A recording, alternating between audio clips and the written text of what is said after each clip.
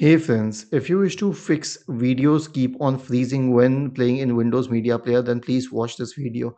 Now, obviously, before anything else, update the display driver. So, search for Device Manager in the Windows search bar and open Device Manager.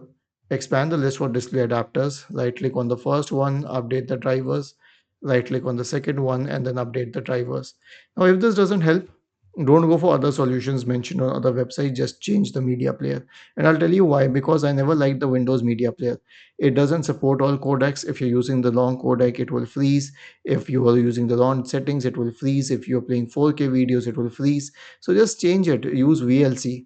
Open the Microsoft Store either from the system tray or search for it in the Windows search bar and open the Microsoft Store.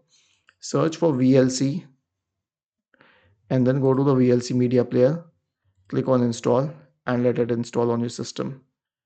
Was this helpful?